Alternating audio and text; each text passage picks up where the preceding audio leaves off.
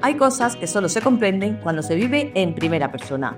En este espacio, quienes convivimos con la miastenia tendremos voz propia para contar nuestras historias, visibilizar la enfermedad y compartir lo que significa vivir con ella cada día. Hola, mi nombre es Mamen Gil y esto es En Primera Persona, un podcast sobre miastenia que nace de la colaboración entre AMES, Asociación Miastenia de España, y Alexion. En este segundo episodio vamos a escuchar dos historias que, aunque diferentes, tienen mucho en común: el impacto del diagnóstico, los ajustes cotidianos, la resiliencia y también las dudas que muchas veces no encuentran respuesta inmediata. Nos acompañan Cristina y Emilio, dos personas que han aprendido a convivir con la enfermedad y que hoy comparten con nosotros su experiencia. Cristina, Emilio, bienvenidos. Muchas gracias, Mame. Buenas tardes, muchas gracias. Muchas gracias a vosotros por estar aquí. Me gustaría empezar preguntando cuándo y cómo fue vuestro primer contacto con la miastenia. ¿Qué fue lo primero que os hizo pensar que algo no iba bien? Bueno, pues en mi caso empezó cuando vi unos síntomas que no tenían sentido. De repente un ojo que se te empieza a caer, te cuesta hablar, te cuesta tragar agua y en ese momento, bueno, buscas ayuda de internet, buscas ayudas de los médicos e intentas poner solución a lo que está pasando, pero al principio es difícil encontrar y saber qué es lo que está ocurriendo. Pues lo primero es el agotamiento físico, lo que empiezo a notar, sin motivo aparente, porque mi trabajo no era físico. Sí es verdad que era muy estresante. Entonces ahí es donde empieza a ver que algo no funciona. Ahí pasaba el tiempo, yo no iba al médico diciendo estoy agotado, hasta que un día, precisamente dirigiendo un concierto, empiezo a ver más músicos, más coro y las partituras una encima de otra. Con lo cual ya me dijeron, oye, tienes el ojo caído, en fin, lo típico, la visión doble, párpado caído, y ahí fue donde empezó todo. Ahí fue donde empezó todo, pero sí, los principios son pues los comunes de casi todos. Sí, unos síntomas que, bueno, que después de un largo tiempo normalmente hasta que se recibe el diagnóstico, pues suele ser un proceso largo. ¿Cómo viviste ese camino hasta saber que se trataba de miastenia? Y no sé si recordáis lo que sentiste al escuchar por primera vez esa palabra, miastenia. Pues mira, al principio no fue sencillo, porque visto aquello de que yo veía doble, pues lo primero que haces es ir a tu óptico de confianza y con muy buen criterio me dijo, después de unas pruebas, vete al oftalmólogo, pero terminarás en el neurólogo. Y así fue. Pero claro, cuando yo fui a neurología la primera vez, la primera consulta, los síntomas habían desaparecido. Sí es verdad que me hicieron algunas pruebas, dijeron pues algún pequeño trombo en la ceja por arriba y ahí se quedó todo. O sea, no hubo un diagnóstico, bueno, no sabían lo que era. Yo seguía, eso sí, los síntomas de la visión doble habían desaparecido, el agotamiento, el cansancio. Eso continuó durante 8 años, hasta que hubo un detonante, fue que se nos hundió la casa debido a unas obras colindantes y ahí fue donde ahí volvió otra vez la visión doble, ahí fue donde ya empezó todo. Tuve la gran suerte de que un día que llegué hecho polvo a casa, había una futura neuróloga en casa y me dijo, el lunes a consulta. Y me lo detectaron enseguida, porque ya fueron directos con la analítica y lo típico, la botellita de hielo arriba, subió el párpado y dijeron, esto es miastenia. ¿Qué sientes cuando oyes la palabra aquella? La palabra. Yo tuve la gran suerte de que tenía la futura neuróloga, otro cuñado que también es médico, los propios médicos del hospital, y para mí fue, bueno, lo entendí perfectamente, me lo explicaron perfectamente, y entonces fue cuando yo descubrí que lo que tenía 8 años atrás era esto, pero que unas veces tenía síntomas y otras no. ¿Te puedo preguntar, Emilio, cuántos años tenía? Ahora, en mayo, se han cumplido 15 años. No, perdón, 2010, 2025, sí, 15 años. Sí. Y luego, al cabo de los 8, fue cuando el hundimiento de la casa, en el 2017, y ahí empezaron los síntomas, bueno, como si hubiera dicho esto tenía que explotar y aquí es donde voy a dar la cara. Y así fue. Cristina era mucho más joven cuando empezó a sentir esos síntomas y también cuando le fue diagnosticada la enfermedad. ¿Cómo se vive siendo joven, Cristina, que te digan que tiene una enfermedad rara, crónica, autoinmune? Bueno, yo recuerdo, como decía bien Emilio antes, el momento del diagnóstico. Yo, después de un electromiograma, no, bueno, me hice algunas pruebas, ¿no? Tuve la suerte de ir un poco más rápida de Emilio. En menos de un mes yo creo que ya tenía el diagnóstico. Pero cuando me dijeron el nombre, me puse a llorar directamente. Yo no sabía lo que tenía porque yo no sabía lo que quería decir. Y miré a mi madre, que es enfermera, y le dije, esto no es algo bueno. No hemos tenido la suerte de la lotería en este caso, ¿no? Y la verdad es que cuando empecé a buscar información, pues un poco lo que decía antes, eso que no tenemos que hacer, ¿no? Abrir internet y preguntar qué es lo que tenemos. Eso, bueno, al final te llena de información equivocada, pero cuando conseguí hablar con el que luego fue mi neurólogo, estaba en shock, porque de repente, bueno, yo tenía 20 años, no sé si lo he dicho, y al final, pues sabes que tu vida está a punto de cambiar para siempre. Bueno, ya ha cambiado, ¿no? Y sabes que ya no vas a poder hacer lo mismo porque, bueno, pues, o sí, no lo sabes, está siempre, ¿no?, la duda y esa incertidumbre, el no saber cómo voy a afrontar, en mi caso, pues el final de la universidad, que si voy a poder trabajar o no, porque sé que hay gente que no puede. Y bueno, habré escogido correctamente la carrera, tendré que empezar una cosa nueva, porque en mi caso estudiaba gastronomía, quiere decir que yo no podía entrar en una cocina porque si entraba al cabo de un rato posiblemente estaría cansada. Y bueno, es afrontar de nuevo, es como volver a nacer, ¿no? Es adaptarse un poco a todo, pero fue duro, fue muy duro. Pues quizá esa incertidumbre de cómo iba a ser tu vida teniendo tanto futuro por delante, lo más Exacto. difícil de aceptar entonces, ¿no? Sí, yo creo que sí. Y luego, pues, explicárselo sobre todo a la gente de mi edad, ¿no? Pues mis amigas querían salir de fiesta y a mí el médico me dijo, no lo hagas porque te puede pasar algo.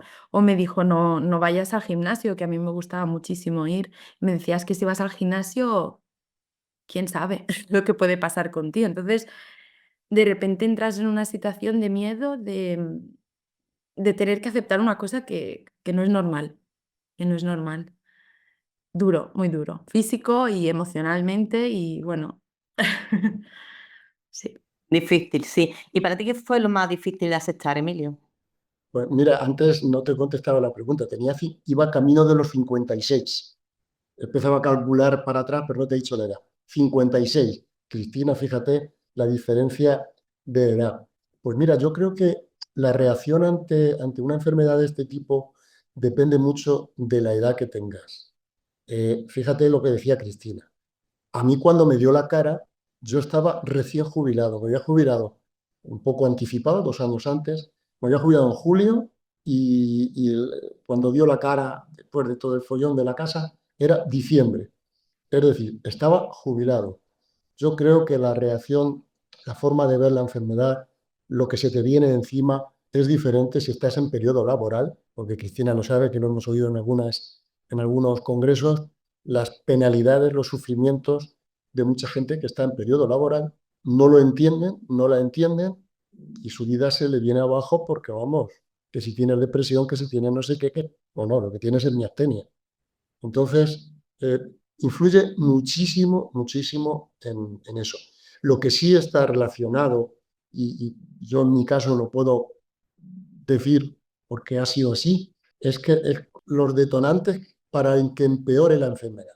Porque una vez que ocurrió la desgracia nuestra, ¿qué piensas? Porque los seguros se van a hacer cargo de todo. Cuando te ves abandonado por todo el mundo y sin nada, entonces lo que viene es la crisis miasténica que me llevó a la UCI. Yo estaba estabilizado con mi Mestinol. Cuando ya te tienes que ir a los juzgados, imaginaros lo que viene, lo que se te viene encima.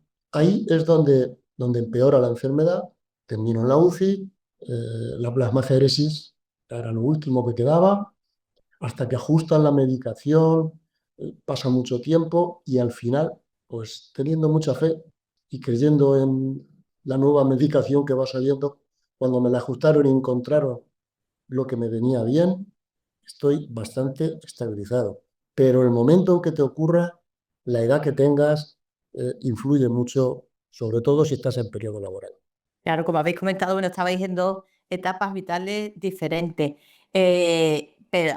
aunque cada uno estaba destinando jubilación, la otra iba a empezar a estudiar, a pesar de todo, bueno, la vida continúa y hay que adaptarse. ¿Cómo ha sido vuestro día a día? ¿Qué cosas habéis tenido que adaptar o modificar? ¿O a pesar de todo habéis podido seguir adelante con vuestros planes, con vuestros proyectos?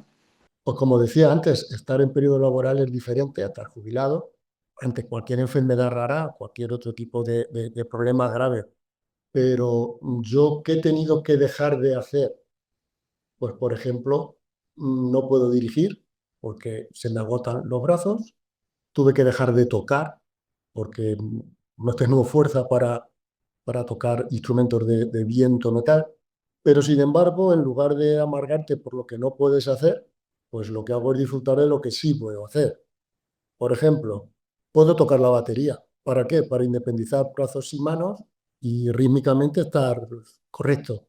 Eso lo hago como ejercicio, sobre todo cuando vine de la UCI, porque me hacía falta, no podía ni hablar, ni andar, ni nada. Ejercicios que hacía antes, debido a la miastenia, recomendado por neurólogos, pues no me iban bien, hasta que al final descubrimos que en el agua me van bien. Hago mis ejercicios, monto en bicicleta que me va mejor que andar. Pues yo creo que lo que decía antes, pues en lugar de amargarte por lo que no puedes hacer, pues te tienes que mentalizar de lo que sí puedes hacer. Afortunadamente, pues estoy bastante estabilizado. Y si es verdad, que eso lo sabe Cristina, que un día estás, no hay ni un día técnico igual, ni tienes un día igual, el día que te pasas un poquillo, luego tienes que echar el freno, pero bueno, ya sabemos lo que es. Y mucha suerte también que tuve con tener dos médicos en la familia y me encontré a Amex, que eso fue una salvación para mí. Ahora comentaremos si hay ocasión.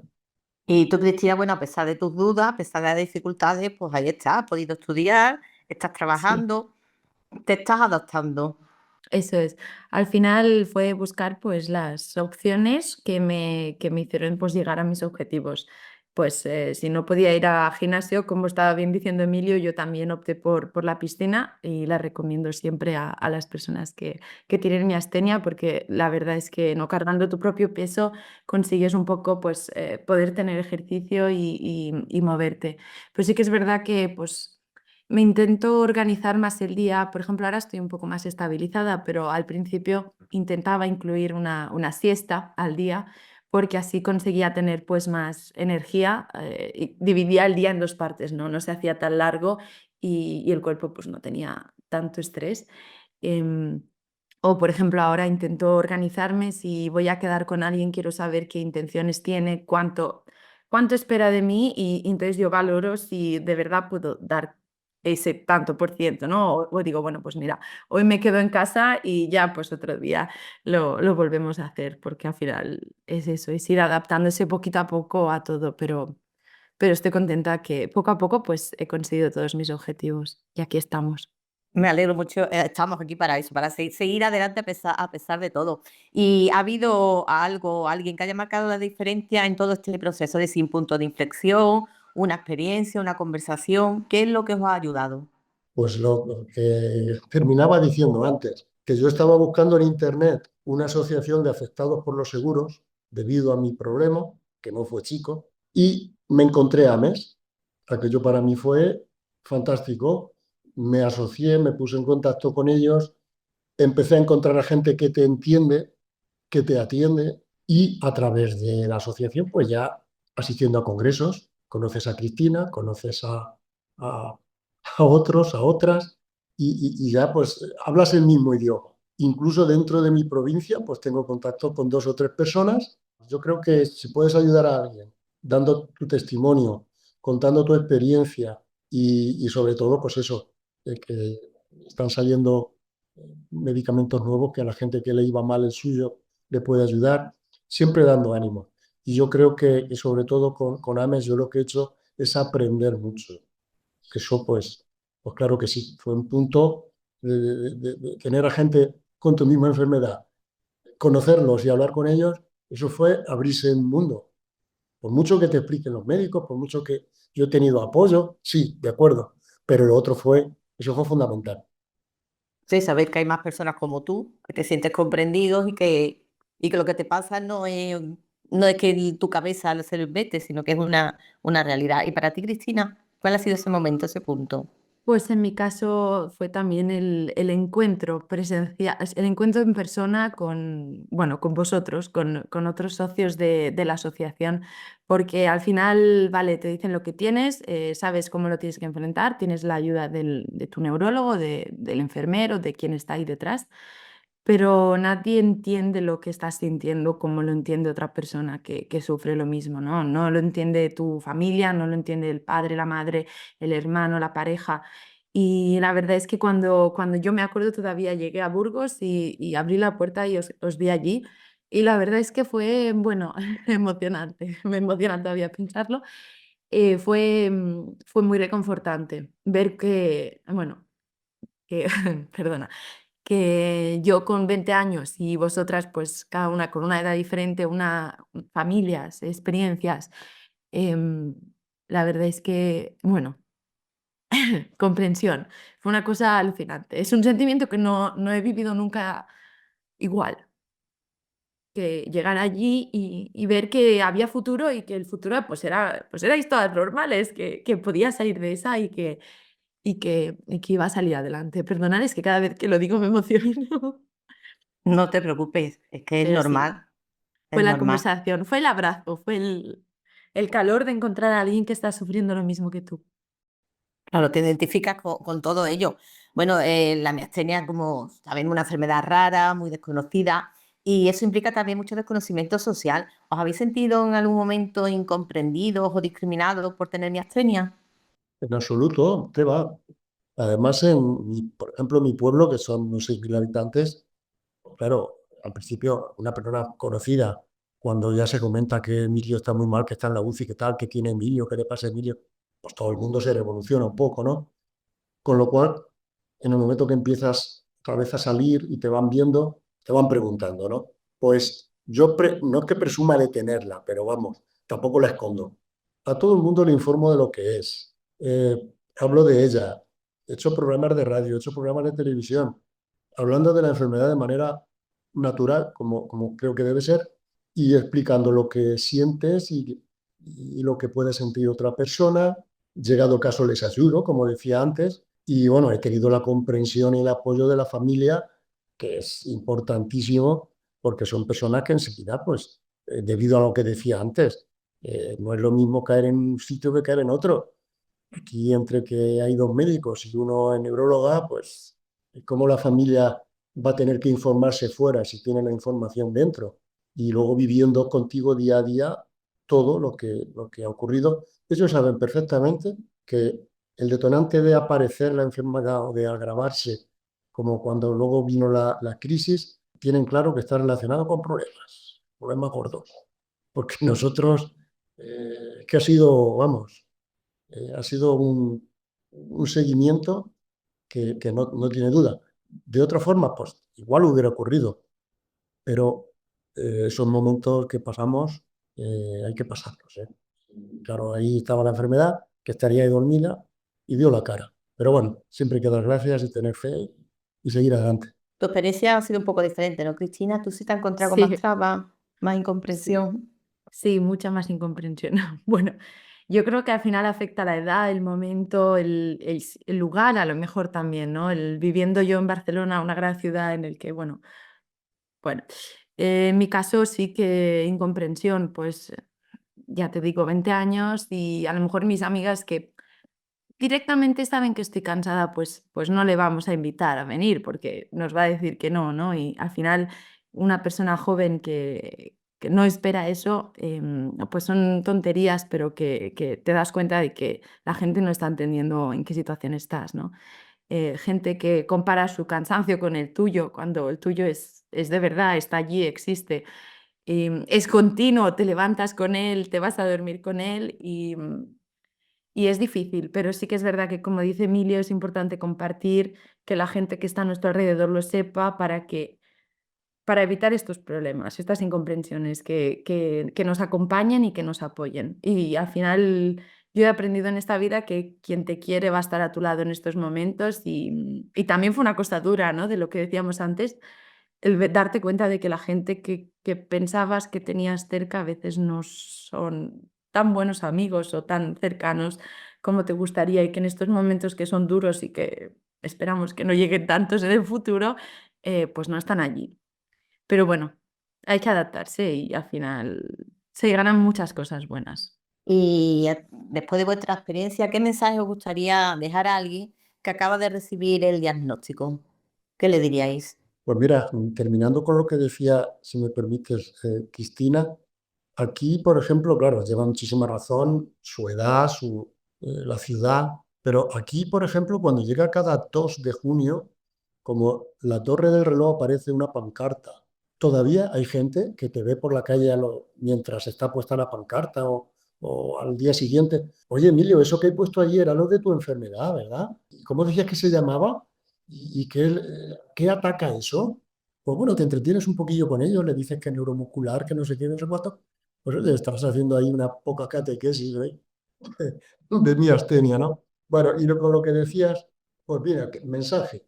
Pues a quien no la conoce, porque que se informe, que busque, ahí sí puede buscar en redes, y sin redes fiables, o en la propia asociación, que para colaborar con la asociación, hace poco en Onda Cero lo decía, no hace falta ser miasténico, cualquier persona puede colaborar, puede asociarse, bueno, pues todas esas cosas, y a quien acaba de recibir el diagnóstico, que confíen en sus médicos, que confíen en las nuevas medicaciones que están saliendo, y aunque no te la van a cambiar a quien la tiene, porque uno te puede decir, oye, tú no, no, yo, lo que funciona, mejor no cambiarlo. Pero a quien tiene problemas, pues tendrán que cambiársela, que para eso están saliendo. Entonces, darle mucho ánimo, y yo pues lo que procuro hacer es hablar con ellos, porque como he dicho antes, que estoy abierto a todo el mundo que quiera, estoy a disposición de todo, y todas las personas que quieran contactar conmigo ya lo saben, y es una manera a quien no la conoce, decirle lo que quieran saber, y a quien la tiene, pues ya ahí hablaríamos pues largo y tendido. O sea que el mensaje es ese, de que tengan mucha fe y que hablen con personas que tengan miastenia, y sobre todo que se asocien, no por hacer propaganda de la asociación, es que si no te asocias, las enfermedades raras, terminas por no conocer a nadie que te pueda entender. Entonces, eso sería lo más importante. ¿Y tú, Cristina, qué tienes que decir? Pues a mí me gustaría recomendar paciencia, mucha paciencia, sobre todo a quien acaba de recibir el diagnóstico, porque la paciencia, bueno, al final todo llega a un buen fin. Es un largo camino, como ha explicado Emilio, el proceso de diagnóstico es largo. Encontrar una medicación que se adapte a ti, que mejora tu vida, es largo también. Adaptarte a tu nueva vida social, de trabajo, de estudio, lo que sea, es un proceso largo. Por lo tanto, yo siempre recomiendo paciencia y creo que con ello mejoraremos mucho. Y es verdad que es importante, recomiendo también, tener personal sanitario del que uno se fía, porque al final tienes que encontrar una persona que te da confianza, porque son ellos los que van a estar a nuestro lado todo el tiempo, y buscar a alguien que da apoyo y confianza, sí. ¿Y a los que no conocen la enfermedad? Los que no conocen la enfermedad, recomiendo ser muy abiertos de mente y intentar entender al otro, porque al final no sabes por lo que está pasando la otra persona. En este caso, la miastenia es una enfermedad invisible, muchas veces, ¿no? Entonces, tenemos que ser tolerantes y escuchar y aprender de lo que nos dice la gente, y disfrutar. Disfrutar si no hay enfermedades, que la vida es así, y de un día para el otro, sin avisar. Es que cuando te diagnostican de miastenia, tu vida cambia de repente. Llega sin avisar y además se queda para siempre, se convierte ya en tu compañero de vida.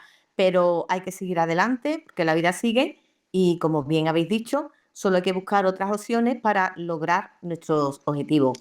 Cristina, Emilio, muchísimas gracias por compartir con nosotros vuestras historias, ya que estamos convencidos que será de gran ayuda. Muchas gracias, Mamen, por contar con nosotras. Pues lo digo igual, que muchísimas gracias por contar con nosotros y encantado de juntarme otra vez con vosotros. Esperemos que la próxima vez nos volvamos a ver. Muchísimas gracias. Y a todos y todas los que nos escucháis, muchísimas gracias por acompañarnos. Os esperamos en el próximo episodio, donde hablaremos con Beatriz Hernández, psicóloga general sanitaria y psicóloga de AMES, sobre adaptación emocional tras el diagnóstico. Mientras tanto, podemos seguir en contacto a través de nuestras redes sociales, @AmesMiastenia, tanto en Instagram como en X, Asociación Miastenia de España, AMES en YouTube, o desde la web de AMES, miastenia.ong. Y recordad, dar voz a la miastenia es construir su futuro. Hasta la próxima.